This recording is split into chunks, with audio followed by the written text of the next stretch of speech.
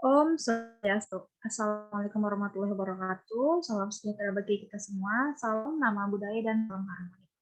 Baik, terima kasih atas kesempatan yang telah diberikan oleh kelompok kami selaku kelompok 1 dari kelas 4 di S1 Akuntansi yang akan membawakan materi presentasi hari ini mengenai proses pelaporan GRI pada mata kuliah akuntansi keberlanjutan.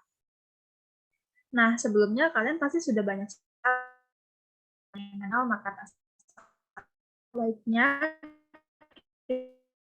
diri terlebih dahulu.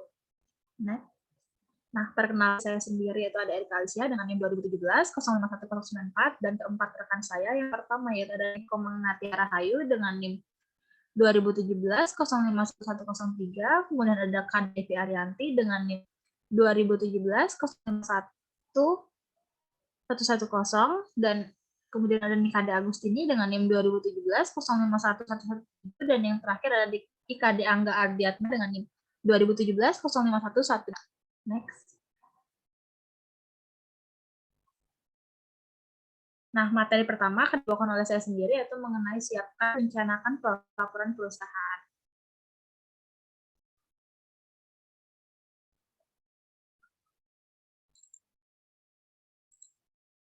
Nah, yang pertama itu, jadi laporan GRI di sini akan membantu perusahaan dalam melaksanakan langkah-langkah dalam membuat laporan keberlanjutan GRI, termasuk usulan tindakan yang dapat dilaksanakan oleh perusahaan untuk mengatasi dampak berlanjutan dan rencana untuk tindakan ini, maka Global Reporting Initiative atau GRI ini membagi proses pelaporan ke dalam 5 tahapan.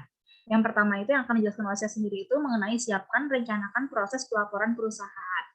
Nah, tujuan utama dalam tahap ini adalah bersiap untuk memulai proses pelaporan.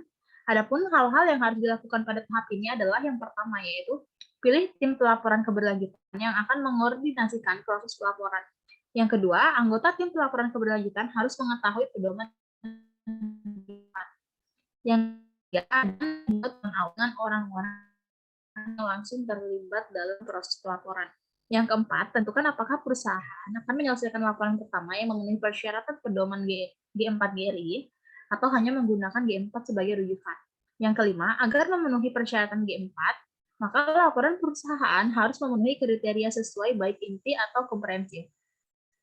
Yang keenam, tentukan apakah perusahaan akan menyusun laporan keberlanjutan yang berdiri sendiri atau apakah informasi yang terkait keberlanjutan akan dimasukkan dalam laporan lain, misalnya dalam laporan tahunan. Kemudian selanjutnya yaitu tentukan apakah laporan perusahaan akan menyantumkan standar, yaitu bisa standar nasional atau internasional, kerangka dan peraturan lain seperti persyaratan pelaporan tentang tenaga kerja atau lingkungan yang harus dipatuhi perusahaan. Dan yang terakhir yaitu adakan pertemuan dengan anggota staf perusahaan untuk menjelaskan apa yang akan dilakukan, mengapa hal ini penting bagi perusahaan, dan apa yang akan diharapkan dari berbagai departemen pada berbagai tahap proses pelaporan. Mungkin sekian materi dari saya. Materi selanjutnya akan dibawakan oleh rekan saya. Terima kasih.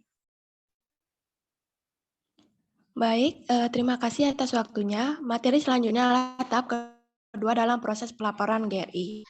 Nah, tahap kedua ini yaitu hubungkan berdialog dengan stakeholder. Next. Nah, tujuan utama dalam tahap ini adalah untuk mengidentifikasi siapa pemangku kepentingan utama perusahaan dan bagaimana cara akan terlibat dengan mereka. Proses ini disebut pelibatan pemangku kepentingan. Hal tersebut penting dilaksanakan karena saat memutuskan apa yang tercakup dalam laporan, harus mempertimbangkan hal-hal yang terkait dengan kegiatan perusahaan yang dianggap paling penting oleh kelompok dan individu. Next.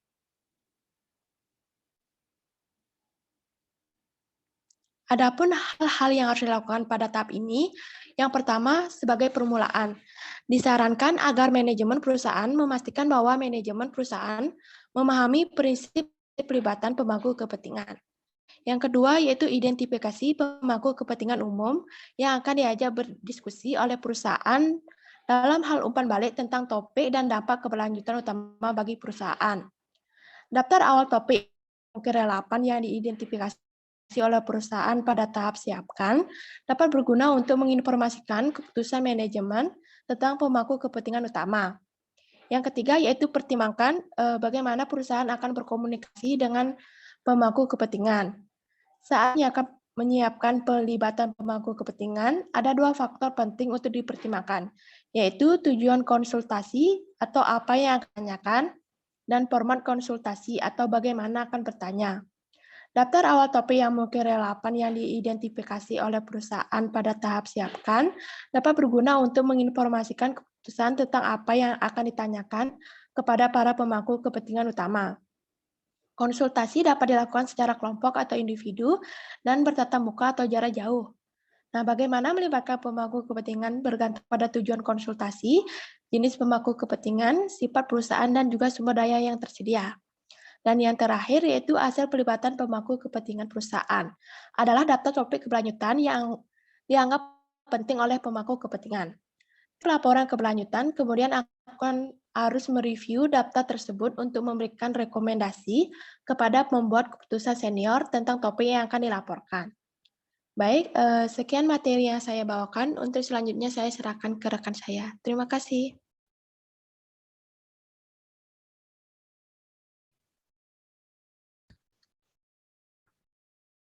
Baik, terima kasih atas waktunya. Di sini saya akan menjelaskan materi, yaitu definisikan, menentukan konten laporan. Next.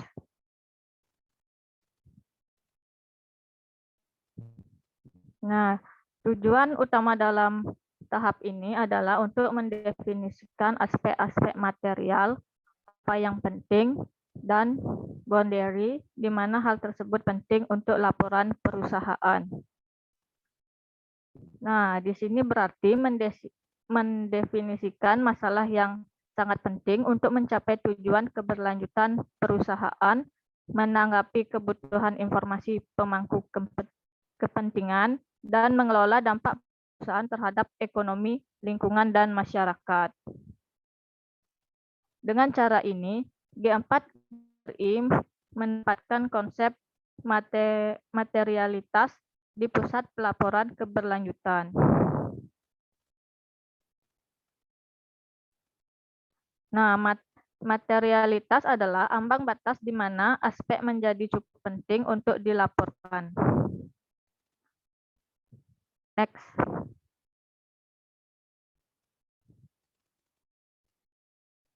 Adapun hal-hal yang harus dilakukan pada tahap menentukan konten laporan, yaitu yang pertama ada identifikasi, di mana identifikasi berbagai topik keberlanjutan yang mungkin relevan, yaitu menggunakan prinsip-prinsip pelaporan untuk pelibatan pemangku kepentingan dan konteks keberlanjutan untuk melakukan ini. Untuk setiap topik yang telah didefinisikan relevan, tim pelaporan keberlanjutan perusahaan harus menilai dampak terkait dan di mana dampak tersebut terjadi. Yang kedua yaitu ada prioritasi. Nah, hal yang kedua ini persempit daftar topik yang relevan dari langkah sebelumnya menjadi topik terpenting bagi perusahaan dan di mana dampak terkait utama terjadi. Prinsip-prinsip pelaporan untuk pelibatan pemangku kepentingan dan materialitas harus digunakan dalam langkah ini. Yang terakhir yaitu ada validasi. Sekarang saatnya bagi pembuat keputusan senior di perusahaan untuk mengambil keputusan akhir berdasarkan rekomendasi dari tim pelaporan keberlanjutan. Diskusi ini harus mempertimbangkan prinsip-prinsip kelengkapan dan menerapkan uji yang terkait. Perusahaan sekarang sampai di akhir tahap didefinisikan dan pada titik ini harus dapat menanggapi seluruh pengungkapan standar G4GRI yang terkait dengan aspek dan boundary material yang teridentifikasi serta pelibatan pemangku kepentingan. Sekian pemaparan materi dari saya, selanjutnya akan dilanjutkan oleh rekan saya. Terima kasih.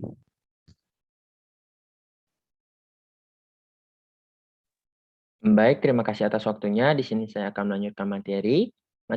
Materi berikutnya adalah pantau membangun laporan. Tujuan utama dalam tahap ini adalah untuk mengumpulkan dan menganalisis informasi yang dibutuhkan oleh perusahaan untuk membangun konten laporan keberlanjutan serta mengelola kinerja keberlanjutannya. Laporan keberlanjutan perusahaan bukan hanya sarana komunikasi, tapi juga alat untuk perubahan. Setelah perusahaan dapat mengukur sebuah isu, perusahaan dapat mengelolanya. Dan setelahnya perusahaan dapat mengelola sesuatu, maka perusahaan dapat mengubahnya. Berikut adalah hal yang harus dilakukan pada tahap pantau atau membangun laporan ini, yakni yang pertama adalah pastikan apakah perusahaan memiliki sistem internal untuk mengumpulkan informasi yang diperlukan atau dapat memilikinya secara tepat waktu untuk memantau dan melaporkannya secara tepat. Jika perusahaan telah mengidentifikasi adanya dampak penting untuk aspek material dalam entitas di luar perusahaan, perusahaan juga harus mempertimbangkan bagaimana perusahaan akan memperoleh informasi tersebut. Yang kedua adalah terapkan prinsip-prinsip untuk menentukan kualitas laporan saat membuat keputusan tentang sistem dan prosedur pengumpulan data yang tepat bagi perusahaan. Ada banyak alat pendekatan yang digunakan untuk mengumpulkan data, mulai dari Word hingga Excel. Perusahaan harus mempertimbangkan bukan hanya tentang biaya langsung alat-alat baru, tapi juga waktu dan uang yang terlibat dalam melatih staf untuk menggunakannya secara efektif. Yang ketiga adalah perusahaan mungkin mengidentifikasi aspek material atau topik lain yang belum memiliki sistem pemantauan atau bahkan kebijakan. Jika ini masalahnya, manajemen perusahaan harus memutuskan informasi apa yang tidak dapat perusahaan ungkapkan dan jelaskan dalam laporan ini. G4 memungkinkan alasan tidak mencantumkan dalam kasus-kasus tertentu. Hal tersebut dijelaskan dalam prinsip pelaporan dan pengungkapan standar G4. Yang keempat, tentukan apakah perusahaan akan menetapkan dan melaporkan target SMART. SMART ini yakni spesifik, measurable atau dapat diukur, achievable atau dapat dicapai, relevan atau relevan, dan time bound atau terikat waktu. Jika iya, apa target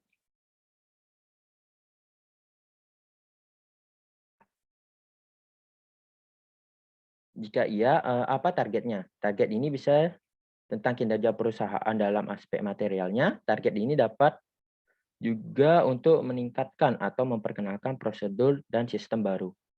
Yang kelima, buat prosedur untuk memastikan perusahaan dapat memeriksa secara sistematis perkembangan kinerja, keberlangsungan dari aspek material, dan keefektifan sistem pemantauan.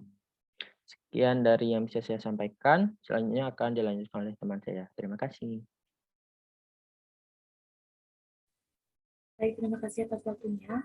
Untuk materi selanjutnya yaitu mengenai laporkan, periksa, dan komunikasikan. Tahapan ini merupakan tahap terakhir dari proses pelaporan GRI.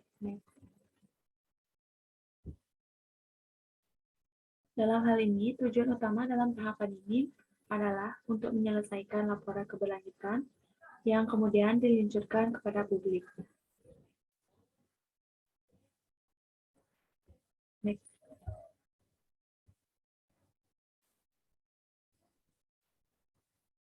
Hal-hal yang harus dilakukan pada tahapan ini yaitu sebagai berikut.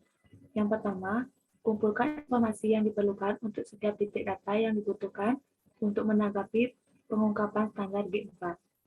Yang kedua, pastikan laporan perusahaan memberikan gambaran lengkap, tapi juga menggunakan teks yang ringkas.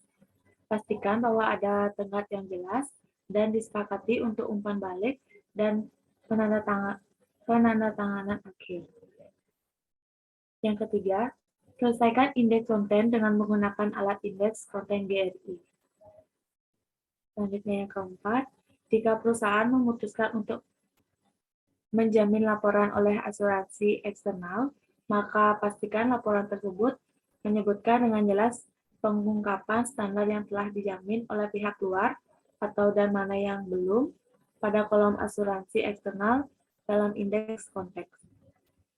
Yang kelima, tentukan cara penyajian laporan ini mencakup bagaimana menyajikan laporan lengkap dan juga informasi spesifik dari laporan yang dibutuhkan oleh kelompok pemangku kepentingan tertentu. Yang keenam, akhirnya perusahaan siap untuk mempublikasikan laporan. Tahap yang ketujuh, adakan peluncuran dan perayaan resmi untuk menghargai kerja keras semua yang terlibat dalam proses pelaporan. Dan tahap yang terakhir yaitu kumpulkan umpan balik eksternal dan internal tentang pelajaran yang diperoleh selama proses tersebut. Baik, sekian pemaparan materi dari saya. Untuk waktu saya kembalikan kepada moderator. Terima kasih.